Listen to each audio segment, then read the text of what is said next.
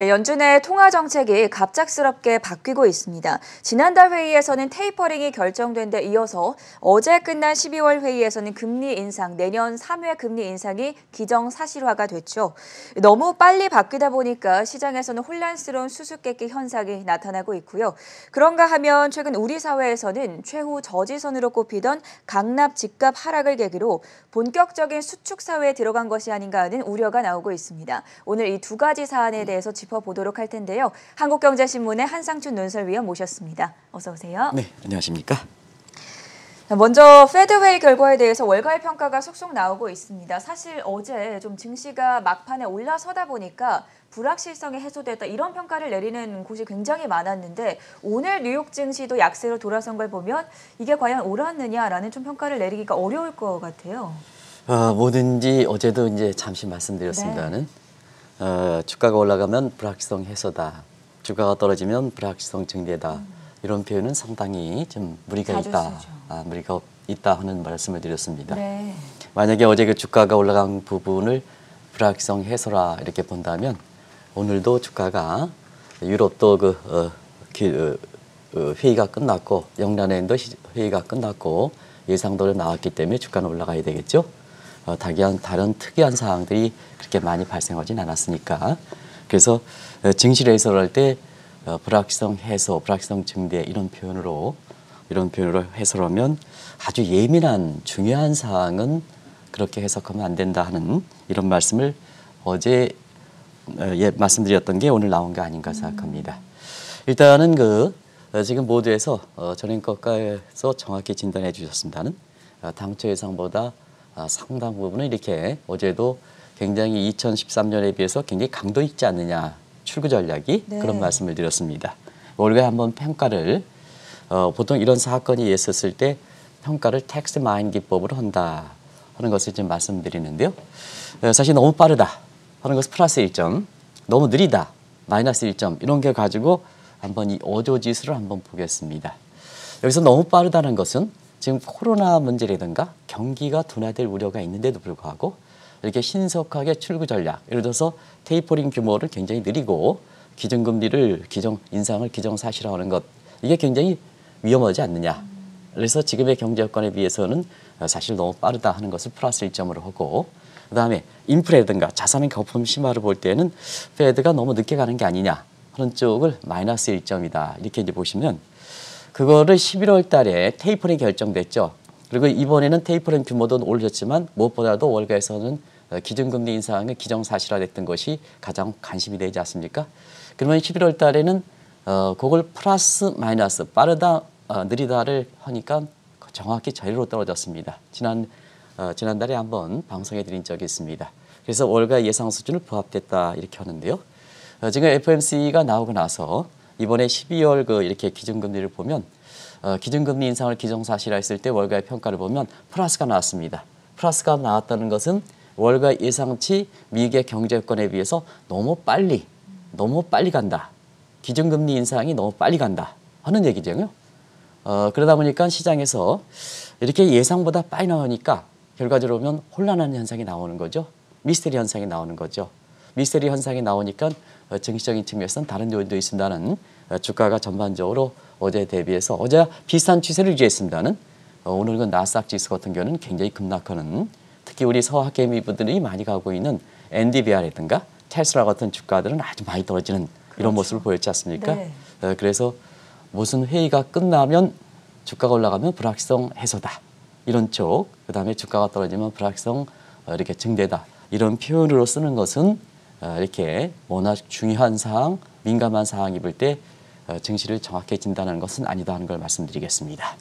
지금 시장에서 곤혹스러워하는 부분은 테이퍼링이 결정된 11월 이후에 연준 인사들이 다소 좀 온건한 쪽으로 매파로 변했다가 이번 회의에서는 그보다 더 강경하게 나섰다 이런 평가거든요.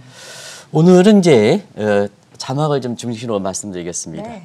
11월 달에 파월 의장이 인플레가 일시적이다 하는 기조를 유지한 상태에서 갑작스럽게 $150 주겠다는 테이퍼링이 결정됐죠. 시장에 충격을 미쳐서 그런지 회의 직전에는 11월 달입니다. 강경한 매파 분위기에서 온건한 매파로 이렇게 돌아섰습니다.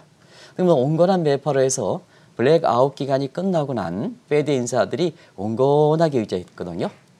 그런데 그리고 또 한 가지는 그때 아마 전앵커랑 시청자분이 기억나시겠습니다는 테이퍼링이 150억 달러 줄이겠다 하더라도 기준금리와는 인상을 연계시키지 않겠다. 명확히 기억하시겠죠? 그렇죠. 그렇기 때문에 이때 그 테이퍼링 결정에 따라서 사실 시장에 미치는 충격을 완화시키기 위해서 페드 인사들이 온건파로 돌아서고 기준금리 인상과 차단시켜서 소위 그 테이퍼링이 빨리 결정한 것 있다는 애크로스 실수 가능성을 차단하기 위해서 노력했습니다. 그러면 그런 말대로 이번에 그 12월 달에 사실상 그 온건한 매파의 규모로 사실 그 테이퍼링 규모라든가 기준금리 문제 이런 문제에서 이렇게 강하게 나가서는 안 되겠죠. 근데 실질적으로 보면 어제도 뭐 아시겠습니다는 테이퍼링 규모를 150억 달러에서 그다음에 300억 달러 늘리고 2013년에 비해서 어제 비교해 드렸던 것은 굉장히 강한 출구 전략을 취하고 있다는 걸 비교해 드렸는데 오늘 이렇게 나오지 않습니까? 오늘 이렇게 월가의 평가가 나오지 않습니까? 그 주가 흐름으로 그대로 나타나지 않습니까?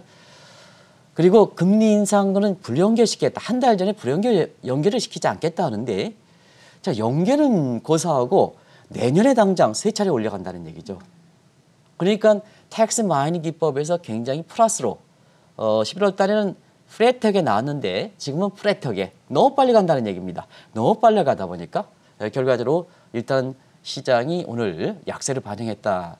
어제 불확실성 해소가 됐다 이렇게 표현하면 오늘도 올라가야 되겠죠. 근데 오늘 약세가 됐다 이렇게 보였습니다. 결과적으로 이번에 회의가 끝나고 나서 이제 페드 인사들이 본격적으로 사실 브레이크아웃이 끝나고 나서 다음 주서부터는 계속해서 페드 인사들이 인사의 발언이 될 거로 이렇게 보이는데요. 이분들이 어떤 또 입장을 보일 것이냐 하는 것이 다음 주의 시장 모습과 관련해서 요 수습과 현상이 풀리느냐 안 풀리느냐 이 문제에서 굉장히 앞으로는 일정이 이렇게 많지 않거든요. 네. 이제는 이제 크리스마스 휴가가 가고 그래서 중요한 인사들이 없습니다. 일정이 없습니다. 그런 점을 감안해 볼 때 브레이크아웃이 끝나는 페드 인사들의 발언이 어떤 쪽으로 갈 것이냐 하는 측면이 다음 주 증시와 관련해서 굉장히 주목할 사항이다 하는 걸 말씀드리겠습니다. 사실 금리 인상이 기정사실화되면 가장 직접적으로 영향을 받는 것이 국채금리일 텐데 금리 인상이 기정사실화됐음에도 불구하고 국채금리는 하락하지 않았습니까?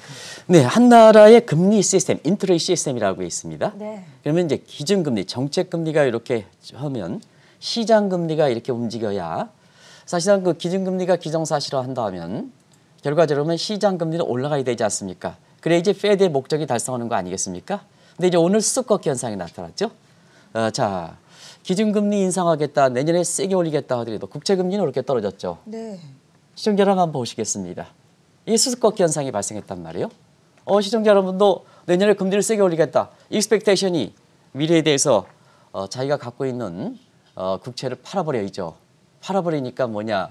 결과적으로 시장금리는 깎으로 국채 가격은 떨어지고 시장금리는 올라가야 됩니다. 근데 오늘 이제 한번 보겠습니다. 금리 인상이 기정사실, 그것도 내년에 3차례 강하게 올리겠다 하는데도 시장금리가 국채금리가 떨어졌습니다. 아까 정 PD께서 보여주신 것처럼 그래서 미국의 대표금리, 대표금 10년을 보면 사실 요게 좀 수치가 12월 15일, 12월 16일입니다. 이렇게 다 들어가야 됩니다. 12월 어제고 오늘입니다. 네. 이게 숫자는 맞은 것 같은데 일장이 15일. 좀 틀린 것 같습니다. 네. 이렇게 12월 15일 1.45%에서 오늘 12월 16일 미국 시간으로 1.42 내지 1.43 이렇게 됐습니다. 그래서 정 PD 그렇죠. 이렇게 이제 바뀌어야 됩니다. 예. 그래서 우리가 이제 요즘 시청자한테 양해를 구할 것은 코로나 장소에서 이렇게 제가 이렇게 장이 끝나기 전에 이렇게 하고 그러면 우리 작가분들이 또 이렇게 훌륭한 작가분이 이것을 2차, 3차를 해야 되는데요. 네. 장이 6시에 끝나니까 또 이제 이 작가분이라든가 이런 분도 이제 재택근무를 해야 되지 그렇죠. 않습니까? 너무 그런 급박하게 과정에서 또 돌아가니까요. 좀 너무 급박하게 하다 보니까 장이 끝나자마자 이렇게 하다 보니까 좀 이런 현상 또 고쳐야 되는데요. 가끔 이렇게 실수할 수가 있습니다. 제 모든 책임이니까 시청자 여러분 저한테 비난하시기 바랍니다. 그래서 그렇게 긴박하게 돌아가기 때문에 좀 그런 에러가 있다 이렇게 보여졌습니다. 네. 그래서 그런 거 발견할 때마다 그때 맞아 드리겠습니다. 그래서 FMC가 끝났던 1.45% 12월 15일에서 미국 시간으로 16일 날 1.4에 있습니다. 그러면 시청자분들 생각하기에 기준금리 세게 올린다. 국채금리 올라가야 되는데 떨어졌지 않습니까? 그러다 보니까 월가에서 보면 수습국 현상이 발생하는 겁니다. 왜 그럴까 하는 측면에서는 2004년에도 그때 당시에 미국의 부동산 거품을 잡기 위해서 그린스퍼 의장이 그때 금리를 올렸거든요. 근데 시장금리 떨어졌습니다. 결과적으로 보면 그게 부동산 거품이 현상시키면서 서프라임 모이저는 발생했거든요. 그런 낙인 효과가 있는 상태에서 내년에 금리를 세게 올리겠다 하는데 국채금리가 떨어지니까 시장 입장에서는 그런 낙인 효과가 되는 거거든요. 낙인 효과가 나오니까 주가는 떨어지겠습니까? 안 떨어지겠습니까? 떨어지게 되는 거죠. 떨어지게 되는 거죠.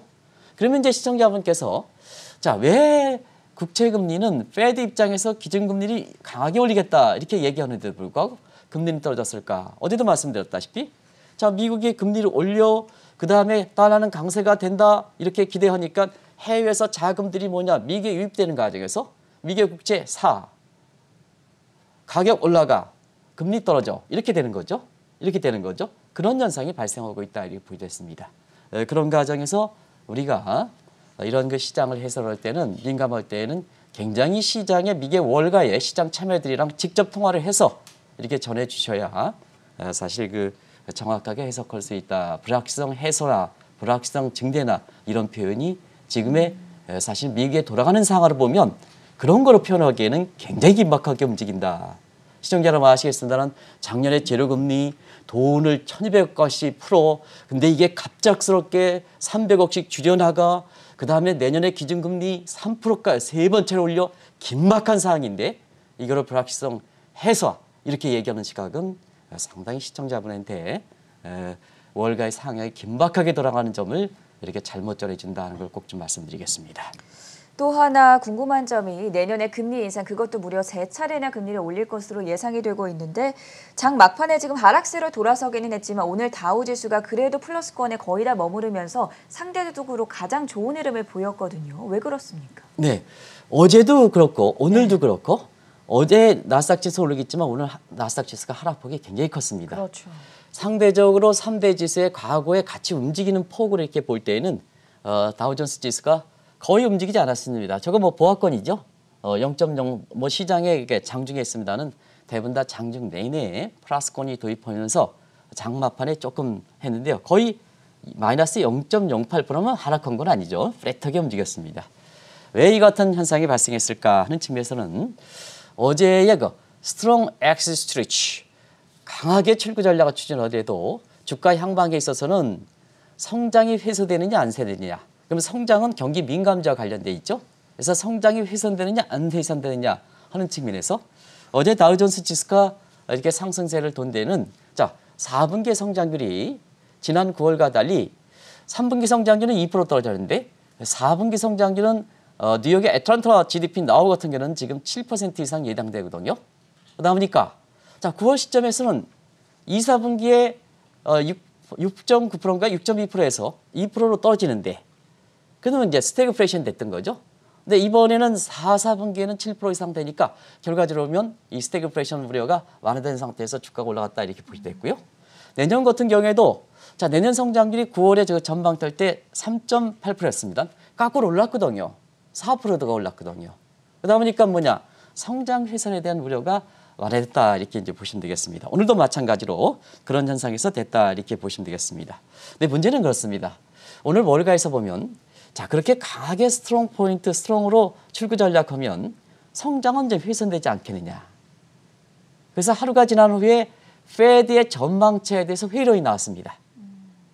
그게 내년 성장률의 전망을 9월에 3.8에서 그렇게 강하게 금리를 올리는데 그 다음에 그렇게 빨리 돈줄을 줄이는데 성장률이 저렇게 똑같은 내년 성장률 가지고 3.8에서 4.0으로 이렇게 거꾸로 올릴 만큼 페드가 예측에 신뢰가 있느냐. 올해 예측 전부 틀렸습니다. 파월 의장도 인플레 문제에서 일시적하다가 지금은 강한 매파로 돌아섰지 않습니까? 전반적으로 페드의 인사들의 예측력이 떨어지고 있다는 얘기입니다. 네. 그런 과정에서 하루가 지나니까 스트롱 엑시트 스트레치다 보니까 4분기 성장률 다음 자막 돌려주시기 바랍니다. 다음 자막 이렇게 돌리면 9월 전망치 대비해서 왜 올랐느냐? 내년 성장률이 이거에 대한 표현가 되면서 어제에 비해서는 사실 성장 훼손에 대해서 다적 훼손을 그리면서 나스닥의 하락폭에 비해서는 상대적으로 적긴 하지만 다우지수가 장 막판에 흔들렸던 배경이다. 어제 대비해서는 그렇게 많이 떨어지지 않았지만 흔들렸던 배경이다 하는 것을 말씀드리고요. 그렇다면 자, 내년에는 어떻게 될 것이냐 하는 측면에서 보면 결과적으로 보면 자, 실제 내년에 금리를 인상합니다. 금리를 인상할 때는 사실은 코로나 이전에 미국의 기준금리가 1% 정도였었거든요. 그거를 3차례 정도 올라가면 어떠냐? 거의 코로나 이전 수준으로 가는 거거든요. 그러면 경제 성장이 이 측면에서 과연 그 코로나 문제에서 단단히 다져져야 성장의 훼손 문제가 없는데요.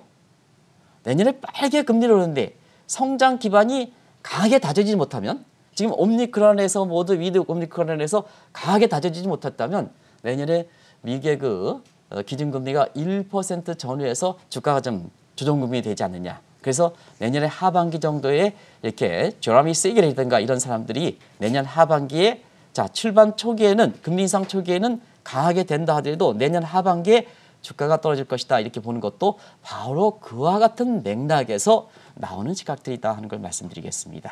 그걸 꼭 좀 말씀드리겠습니다. 저희가 앞서서 살펴봤는데 오늘 국채금리가 하락을 했지만 원래대로라면 나스닥 지수가 올라야 하죠. 그런데 나스닥 지수가 가장 크게 떨어졌거든요. 이 부분도 짚어주시죠. 네. 사실은 오늘 한번 보겠습니다. 네. 기준금리 인상을 기정사실화 했는데 금리는 거꾸로 10년물 떨어졌지 않습니까? 그렇죠. 그러면 많은 사람들이 저도 마찬가지로 많은 사람들이 생각하는 것처럼 자 시장금리가 떨어졌어. 저렇게 많이 떨어졌죠. 그러면 이론상으로 보면 할인율이 되니까 테슬라라든가 이런 측면에서 미래 잠재 가치가 올라가겠죠. 그러면 주가가 올라가야 되죠. 근데 거꾸로 오늘 무척 많이 떨어졌습니다. 네. 이 테슬라뿐만 아니라 우리 서학개미들이 갖고 있는 엔비디아라든가 이런 주가들로 전부 많이 떨어지게 되는 이런 그 대목인데요. 왜 그럴까 하는 측면을 지금은 또 말씀드리겠습니다. 지금은 미국이 프리 어닝 시즌을 갖고 있습니다. 4분기가 12월 달에 끝나지만 본격적인 4분기 어닝 시즌은 사실 내년 1월입니다. 근데 시장의 조성적 차원에서 시장에 영향력 있는 테슬라라든가 이런 쪽에 아주 빅테크 기업들, 대형 기업들은 사실 그 느닷없이 발표하면 여러 가지 시장에 충격을 미칠 수 있기 때문에 프리 어닝 시즌을 갖고 있거든요. 그 프리 어닝 시즌이 좀 나타나지 않고 있습니다는 자 지금 빅테크 업종들 이런 업종들을 보통 얘는 다음에 그 자막을 뒤쪽에 돌려주시기 바랍니다. 프리 어닝 시즌 얘기하니까 이렇게 해서 돌려주시기 바랍니다. 그래서 다음 자막 두 번째 칼럼이 되겠죠. 그래서 프리 어닝 시즌을 맡고 있는데요. 이 서프라이즈 폭이 어닝 서프라이즈 폭이 상당히 둔화되는 걸로 나오고 있습니다. 지금 발표되는 거 보면 그동안은 예상치 대비해서 실적치가 높았기 때문에 테슬라라든가 이런 주가가 올라갔지 않습니까? 근데 이제 프리 어닝 시즌을 맞는 상태에서 자 지금 뭐냐? 지금 테슬라라든가 빅테크 업종도 공급망에서 공급병이 많이 올라가지 않습니까? 근데 사실 소비자에게 전가시키기는 어렵습니다. 소비자에게 전가시키기 어려우면 시장 내부적으로 흡수해야 되거든요. 그게 생산성 흡수 부분입니다. 근데 문제는 최근에 한번 보겠습니다. 임금 상승률이 높아집니다. 왜냐하면 바이든 정부 입장에서는 연방거래 입장에서는 빅테크 규제, 노조의 활동들이 올라가거든요. 미국에서는 다시 노조의 활동들이니까 임금 상승, 내가 한 만큼 달라는 얘기가 지금 임금 상승으로 나타나지 않습니까? 그래서 생산성으로 흡수한다 하더라도 자 생산성을 강화하는 임금 상승률이 생산성의 증가율보다 더 높게 나온다는 얘기입니다. 그러면 노동 경제학을 공부하시는 입장에서는 생산성을 감안한 임금은 단위 노동 비용을 포함하고 있습니다. 이 단위 노동 비용이 빨리 올라가거든요. 인건비죠, 그러니까 인건비. 그리고 오늘 한번 보겠습니다. 네. SEC 입장에서는 미국에서 돈 번 사람들 있잖아요. 오너들이 자꾸 이게 아침부터 이런 얘기해서 죄송합니다. 이 성문제라든가 뭔가에서 이렇게 추문이 많았죠. 추문이 많았죠. 네. 이게 이제 전부 내부자 거래해 가지고 자꾸 미국의 자본시장을 흐트러뜨리거든요. 돈 많이 번 사람이 내부자 거래에서 그런 문제가 발생하니까 미국의 전반적으로 아주 흐트러지는 거죠. 그러니까 강력히 규제하지 않습니까? 네. 그리고 자 테슬라의 회장인 일론 머스크라는 사람은 주가에 대해서 본데요. 본인이 오인데도 불구하고 주식을 막 판단 말이에요. 그럼 오너가 파니까 거기를 믿고 투자했던 이 개인들은요. 한 번에 오너들 물량이 세게 나옵니까? 안 나올까? 세게 나오죠. 많이 나오죠. 그러니까 결국은 뭐냐 이런 사태가 되니까 우리가 일전에도 말씀드렸다시피 FTC의 리나 칸은 빅테크를 규제한다. 그 다음에 지금의 행정부 아직 임명되지 않았습니다는 실질적으로 권한을 갖고 있는 브레이넌에서는 금융 규제를 강화한다. 하다 보니까 오늘 미국에서 빅테크와 관련된 오너들이 이래서 올해 들어서 그런 게 많죠. 우리나라도 대선 후보들이 그런 얘기합니다.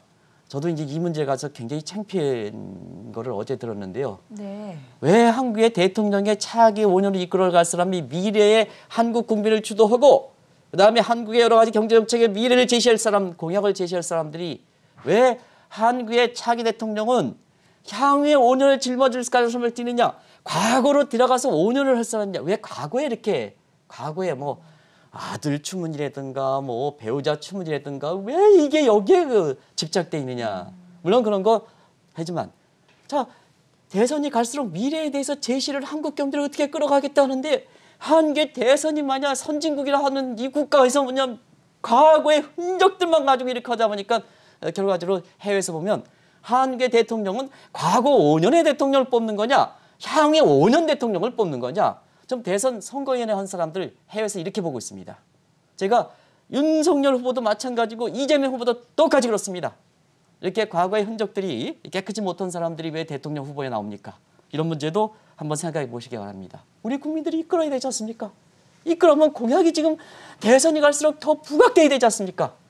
연일 터져나오는 과거사 문제, 가족사 문제 때문에 하다 보니까 해외에서 향후 5년을 뽑는 대통령이냐 과거를 되돌아가는 대통령을 뽑느냐 이런 얘기도. 그래서 뭐 깨끗해야 되는 겁니다. 깨끗해야 돼. 미국도 마찬가지입니다. 빅테크 업종에 가는 이런 그래서 올해는 뭐냐면 그 유명한 섬이 이렇게 문제로 인해서 추락했죠. 뭐 이렇게 사회적으로 많이 했던 그것도 이제 아마 10대 뉴스에 이게 나올 거로 이렇게 보이는데요. 아마 갑자기 생각이 안 나서 빌 죄송합니다. 게이츠 말씀하시는 빌 게이츠 문제요. 예. 이런 문제가 터지다 보니까 자 오늘 강하게 규제하고 나왔죠. 그러다 보니까 뭐냐 프리 어닝 시즌에 서프라이즈가 이렇게 적고 강하게 규제하고 임금 상승이라든가 이런 부분에서 생산성을 이렇게 둔화시키기 어렵다 보니까 나스닥 지수가 상당히 떨어졌다 이렇게 보겠습니다. 국제금리가 인하한데도 불구하고 조금 좀 이렇게 제가 감정이 이렇게 돼서 저도 이렇게 1인당 GDP로 선진국 지수 이렇게 들어간다. MSCI 선진국 지수 이렇게 하지만 사실은 선진국 지수는 경제 외형 규모가 중요한 게 아니라 네. 결과적으로 보면은 소프트웨어가 중요한 거거든요. 도덕성, 투명성 이런 게 중요하지 그렇죠. 않습니까?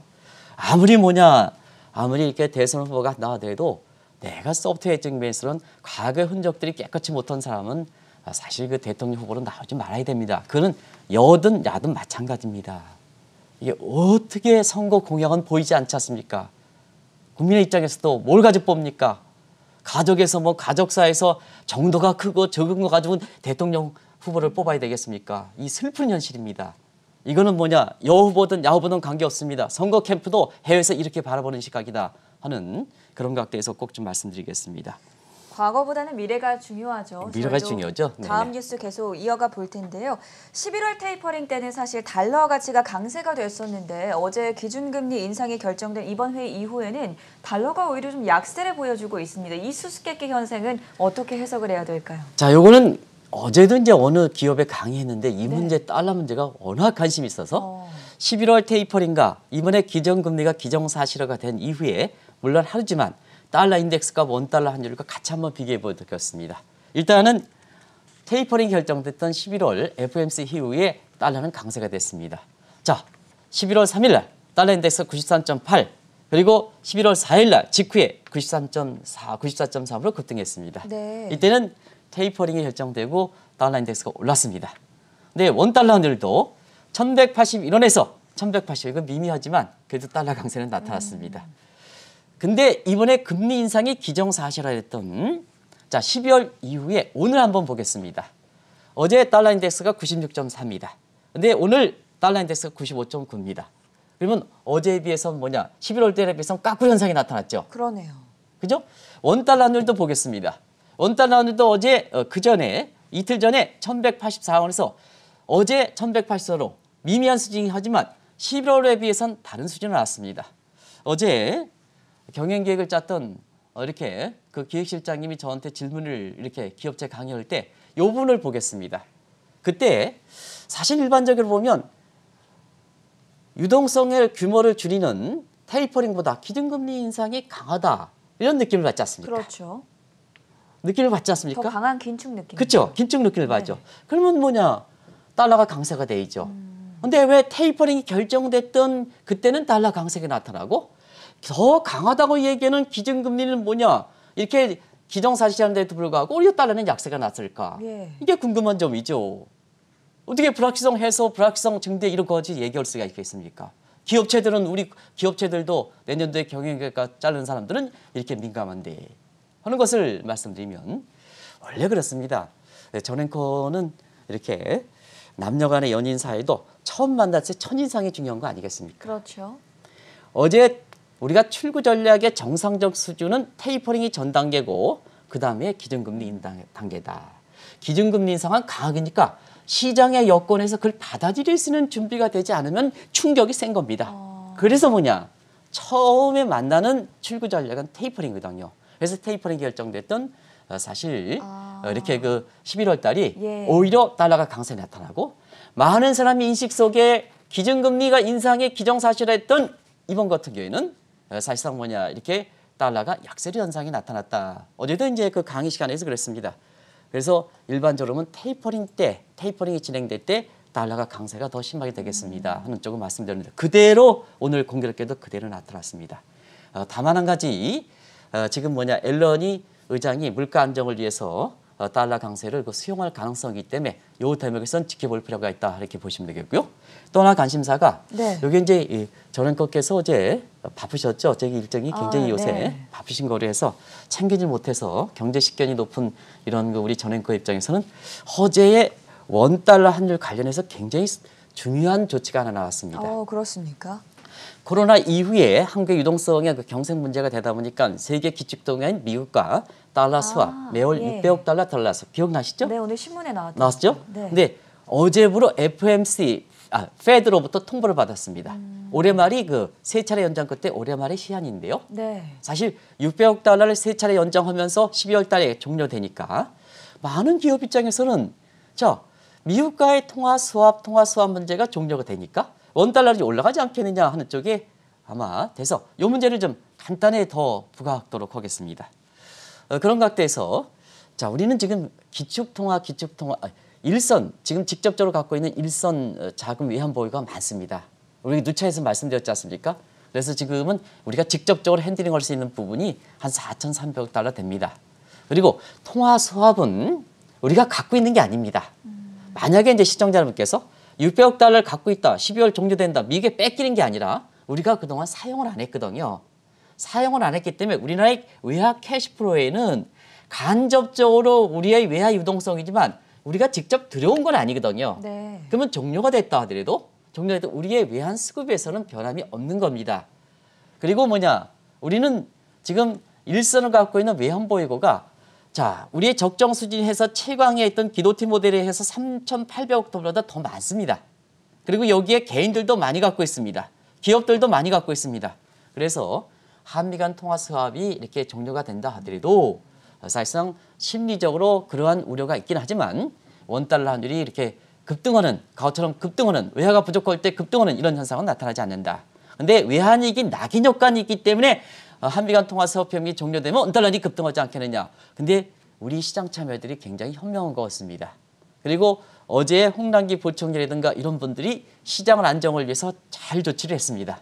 그래서 어제 이제 이철 총재도 이제 많은 얘기를 하셨습니다는 잘 적응했습니다. 그래서 어제 원달러 환율이 한미 간 통화 수협의 종료 얘기인데도 불구하고 원래는 환율이 급등해야 되겠습니다는 환율이 이렇게 떨어졌지 않습니까? 안정을 찾았지 않습니까? 그런 각도에서 이렇게 기업들이 지금 한미 간 통화 수협의 상징성을 가면서 종료하면 원달러에 급등하지 않겠느냐.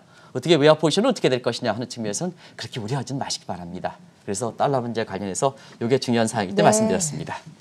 자, 여기에 더해서 코인개미들이 또 궁금해할 사항인데요. 새로운 인플레 수단으로 각광을 받던 디지털 금이라고도 불리게 했던 가상화폐 가격은 계속 떨어지고 있는데 이 부분은 어떻게 보십니까? 네, 비트코인을 비롯한 가상화폐 가격이 지금 이제 FOMC 회의 이후에 네. 인플레를 잡겠다 이렇게 하는데도 불구하고 사실 이게 떨어졌습니다. 이건 그 나름대로 조치가 있는 겁니다.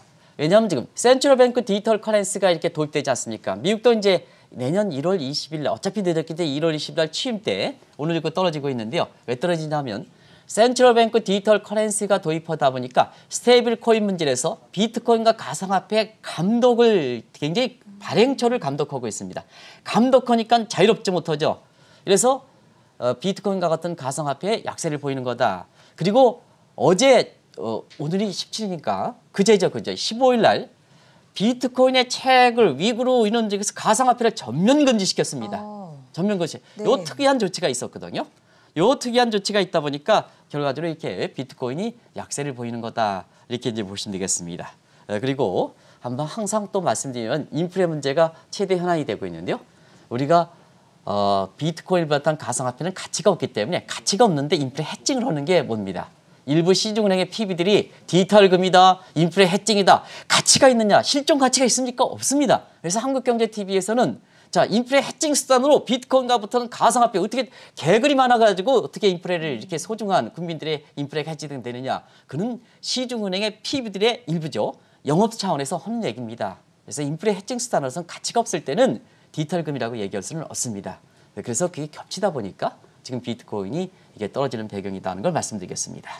마지막으로 연일 헤드라인을 장식하고 있는 문제가 바로 부동산 문제인데요. 강남과 마포 같은 좀 잘 나가던 아파트 가격들이 좀 떨어지고 있다, 하락세를 보이고 있다라는 진단들이 나옵니다. 여기까지 좀 들어볼게요. 네, 우리 사회에 지금 수축사의 얘기가 많은 것 같습니다. 예. 수축사에 오랜만에 들어보시죠? 그렇죠.